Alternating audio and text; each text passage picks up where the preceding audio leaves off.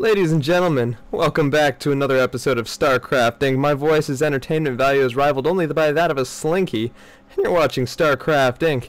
Today I'm bringing you a game between Grubby, the green Protoss player, and EGDemuslim, the caster of the DreamHack SteelSeries tournament in Europe, as the red Terran in the bottom right. I'm not sure what this match is from. I'm going to open up the production tab before I get production tab for the win. And that little bugger right there. But yeah, no, I don't know what this game is for. It's obviously a custom match. Could be a show match, could be a tournament. I'm not sure.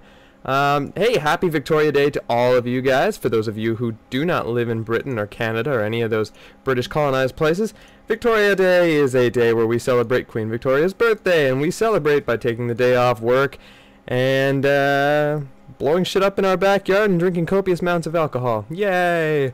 But I, for one, do not drink, even though I am 22 years of age. I know, what a lame ass, but instead I'm going to cast StarCraft, so you can appreciate me for that while you drink.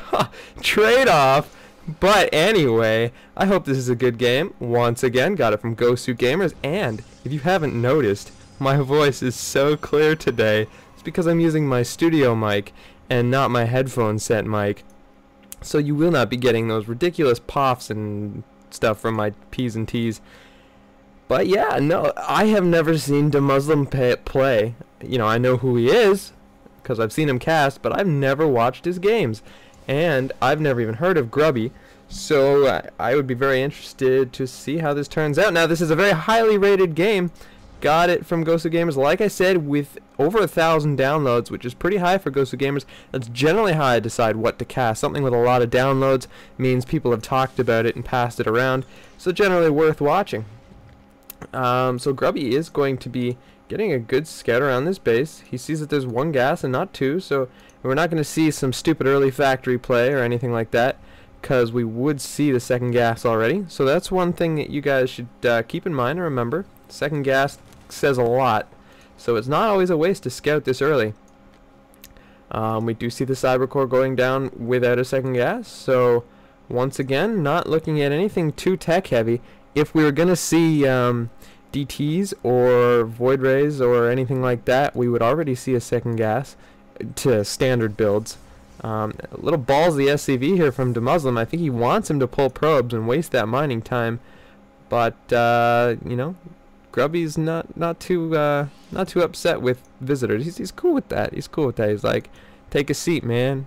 We'll just watch. So he's going to drop down an engineering bay. Now the reason Terran players do this, look how fast the health goes up on that engineering bay. He can sit here for not much time at all and erect this building with stupid amounts of health, and he doesn't need to spend much time there. Now he won't finish it. Watch this. He's going to leave. He's going to see this. He doesn't finish that, and he leaves it there so that he can still cancel it once it gets close to being finished, like almost destroyed. You know what I'm saying? You do know what I'm saying. I know you do. So those Marine Marauder just wander straight past that probe and scouting around for proxies, but they're not going to see this one. And the probe goes down, and a Zealot and a Stalker working away on this. So the Protoss player cannot take his Expo. So great play by EGDemuslim. He's already ahead now because he is taking his command center. And due to this build, he looked like he wanted to drop his Nexus after one gateway, which is a pretty ballsy play, but I've seen a lot of players make it work. But yeah, no, he's going to turn this into a 3-gate expand, as he is not able to expand. Now it is coast clear, but he doesn't have the minerals yet, so he's got to sit on that for a while.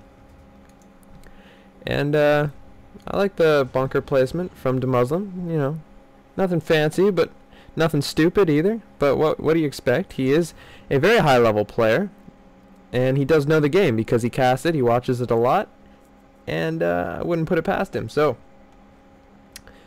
we are going to see some early aggression from Grubby. He's just checking the entrance out. He's going to try to kill the SCV that's working on that. I think he got him. Yeah, he didn't. Yeah, he got him. That's funny. So he did deny that bunker a little bit longer. Where did he come from? That was weird. I do not no, I don't understand this moment. He probably just came from this mineral line, but I didn't see it travel. Oh, wellsies. And you Marauder. Oh, tradesies.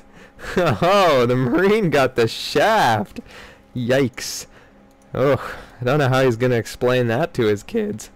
Yeah, man, they wouldn't let me in the bunker, and I don't get it. It's not because my penis is small, is it?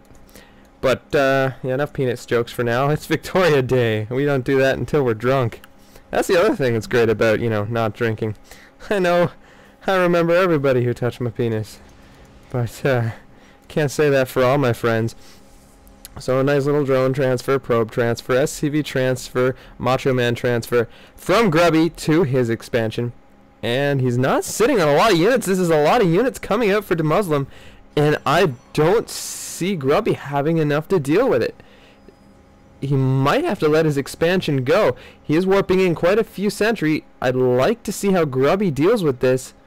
Look at this. He's gonna let those Terran units walk in. If you watch what EGDemuslim did there, he took a wide arc in, avoiding fire from the high ground. It looks like EGDemuslim's gonna be able to snipe this Nexus. Grubby is trying to poke at it, trying to stop this army from freely killing everything, but he can't do anything about it. I don't know if he should have come down. He's gonna cut this up with force field, and he doesn't. Loses a sentry for nothing. Look at, here comes a Colossus for Grubby. He needs to back that up, or it's gonna get focus fire down, and EGDemuslim is not gonna focus fire down the Colossus. He's gonna clear himself a path and run away. That could have been a free Colossus for him, although I think he knew that that Colossus would just step up onto the high ground. But now that Colossus are out for Grubby, it would be very difficult for EGDemuslim to keep up the pressure with this bio build. Although he is now wisely getting a starport, probably going to be throwing a reactor on. He's just going to get a reactor on his factory to hot swap to the starport when it's finished, and then he will pump out Vikings. So we are seeing Stim come out for EGDemuslim, just now getting it. So that's interesting timing there. And here comes another Marauder push.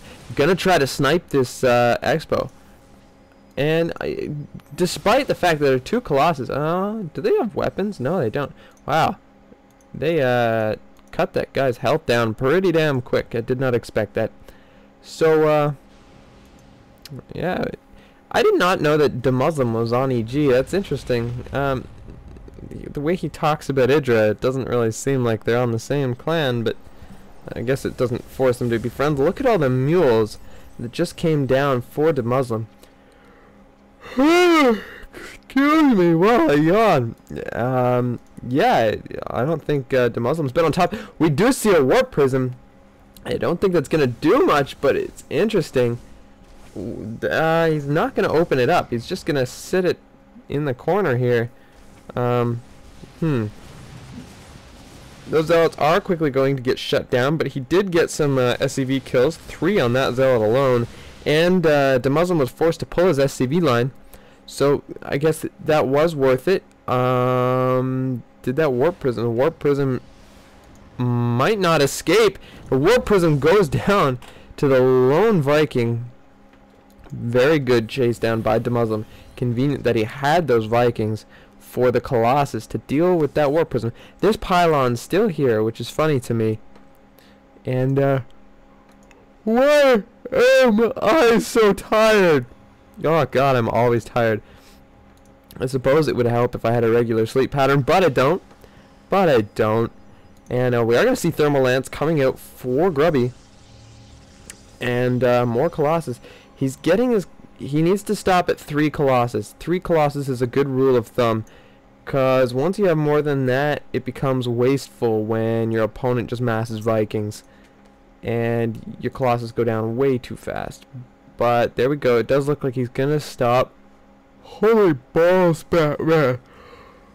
I will rain on your parade. I don't even know what that means, but I said it and I meant it. And those rocks are going to go down so that Grubby can think about taking his 3rd. But look at this. Look at this. EGDemuslim staying on top of his expansion so strong. Already getting close to saturating. The mules count as saturating. Each one of these buggers counts as 6 harvesters. And look, 2 more coming down. Oh god, it's painful to watch. And he's going to be thinking about his 4th, which will be at the Gold Expo. The Observer sees it all, though, and tells Grubby that he needs to get his shit together. And I think that would have been a good time to engage this. And yes, Grubby will push out. He's definitely thinking about an engagement here. He has enough Colossus that this Viking count won't be able to focus them down very fast. I don't think EGDemuslim has enough Vikings. There's a problem where players overcommit to Vikings, but he definitely didn't have enough. Now, EGDemuslim does take a look at this army and is a little bit nervous about its size. However, it has no upgrades. Neither player is sitting on any upgrades whatsoever. And that's interesting to me. But upgrades aren't everything if you do have the right unit choice, as well as the superior macro and unit count. Oh, I'm definitely not yawning because this game is boring. Do not ever think that. Never, ever, ever, never, ever. I promise I haven't been drinking. I promise. But 4 Colossus now, and still not a serious Viking count. Okay, there's 6 Vikings now. 5 Vikings. I count 5. There's one more on the way. There is 6. 7, 8, 9. Okay, now there's a stupid amount of Vikings. 10. It's 10 Vikings to 4 Colossus. So, I'd be curious as to how many shots it takes to kill a Colossus when both parties are at 0 upgrades. And he did try some QT drop again. Oh, it's a proxy pylon. That's funny, but where is he getting the high ground view? I don't see his observer. I also don't know why he warped in another Zealot, even though he knew that army was engaging his stuff. And did that kill anything? Did this actually fight anything? I don't think it did. Although I like this. This is funny. He's gonna break down these rocks. EGDemuslim out of position. Somehow he knew that was coming. He scanned that. Supply depot must have scouted it. This is a not safe for work. This is not a good place. Yeah, why? I think that was a waste. What is he doing? I don't like this. You Grubby. You. What are you doing, man? Ooh, I do like that, though. Although, if EGDemuslim wanted to, he could just run over to Grubby's base. And this is a interesting play, interesting way to engage. I don't understand Grubby's thinking here. This is dangerous. He's trapped up there now. If anything, this is buying his expansion time. Come on, Grubby. This is so weird. What an odd engagement. He might be able to snipe some of those medevacs. He was not close to the ramp and was not able to cut off the reinforcements from getting up there. Colossus with their thermal lance taking shots at the army, but they're not getting the kind of splash damage they want. And all the Colossus are going to go down to the Vikings. They're now out of range from the Stalkers. He did not do damage to this army like he needed to. DTs are out now, though. I don't think EGDemuslim knows it because he's not scanning. Very excellent. Wow. I like how this went down for Grubby. The DTs were an excellent play. Coming up onto the high ground, this preemptive pylon was brilliant. Wow. What an engagement for Grubby. Wow. And I doubted him. The early setup with the Colossus, he was not doing the splash damage in the way he needed to, as you want your opponent to be lined up horizontally, and he was shooting at a vertical army. That makes sense to you guys, because of the way they were coming up in the choke. But that really turned out for him, and the way he played those Vikings were good too. Meaning the way that Grubby set those Vikings up to die.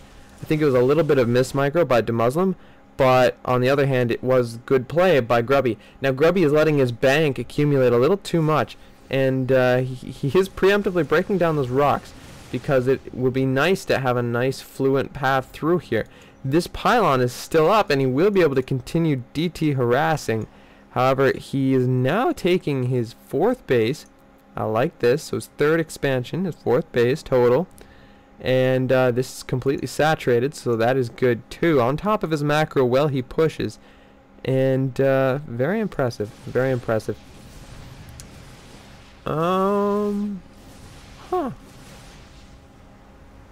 Yeah, this game could go either way. It's pretty standoffish at this point.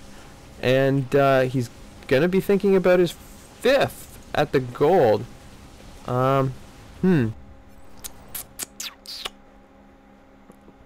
But looking at the armies, a big Viking count again. He's spending a lot of money on those Vikings. There's only 2 Colossus here for Grubby. One's at half health, and now he's switching to High Templar. He does not have Storm though. Storm is on the way. Oh, I did see it finish, but these Templar now do have enough energy for Storm. So we're going to be seeing Storm as the splash damage for the Protoss player. And I think Storm plus the initial shots of the Colossus should get off, plus his base army here. And we are now seeing weapons too.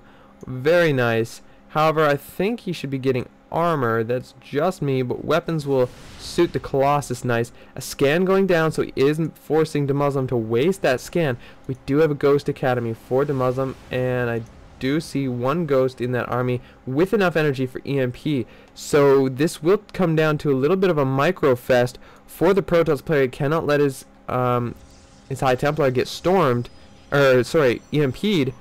Although EMP will also soften up his army quite substantially. There are a lot of Zealots here, and Zealots do work well against like a Marauder count like this.